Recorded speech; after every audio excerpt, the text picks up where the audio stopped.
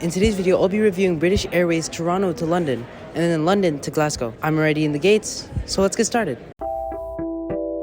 Let's start our journey here in Toronto Pearson Airport Terminal 3. We're set off to fly to London Heathrow with British Airways. After dropping off our baggage at the bag drop, we made our way through security, which thankfully went smoothly. Our gates were located at the long-range C gates in Terminal 3. So now it brings us back to where I filmed the intro. We're currently waiting for our flight, which is around 15 minutes delayed. You can see it's pretty busy outside. It's the start of March break. And yeah, we should be getting on the flight soon. And I'll be exploring things you can do. It's economy class, what we're going to be eating. And it's mostly meal out of Toronto, which is sometimes okay, sometimes not that great. We'll see. We'll check it out. The flight was unfortunately delayed by an hour due to the plane arriving late and needing to be de-iced. Once we boarded, we settled into our seats on the Boeing 777, which unfortunately wasn't this business class, neither this premium economy class, but instead economy class. However, we still made most of our flight, checking out the features of the aircraft, like the under-seat power plugs, which I found a bit inconvenient, since usually it's supposed to be under the seat in front of you, but this one's under your seat. Our dinner was very disappointing. I always request Muslim meal, which always comes out of Pearson catering not that great, and usually curry with meat. However, this time it was a vegetarian option, so no meat at all. And the bread with it was hard, and the curry, I would say literally less than a 4 out of 10.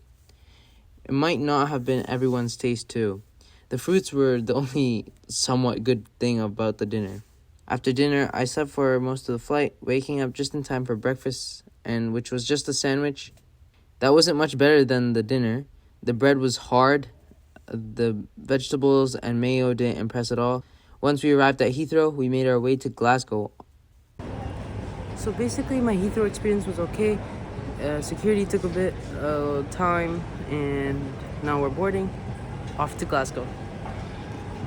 The flight was pretty uneventful, but we were pleasantly surprised by the sour cream and chive pretzels, which we were served. And yeah, a week full of adventures in the UK then happened with a snap. By the way, those videos will be on my channel. We were then at London. We caught the Heathrow Express from Paddington Station, which the trains were comfortable, modern, and had even clean washrooms. Upon arrival at the Heathrow Terminal 5, we were met with some confusion during security. We were told to join one line, but another worker said we were told to join another one, making it a bit confusing. I don't know, the airport's kind of like that. Our gate was pretty far, so we had to take a train there. Once at the gate, we waited for our flight back to Toronto, which thankfully had much better food than our first flight. Our dinner was delicious buttered chicken with cumin rice, and it was really good. The buttered chicken tasted pretty fire. The rice was, it's like slightly hard basmati rice, but it was pretty good. For dessert, we got mango cream thingy, and it was alright.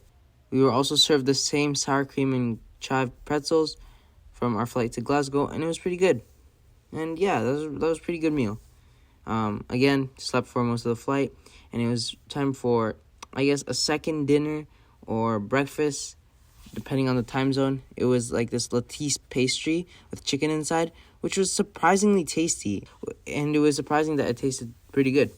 Overall, our trip was pretty cool, despite some disappointments, especially in the food coming from Toronto to London.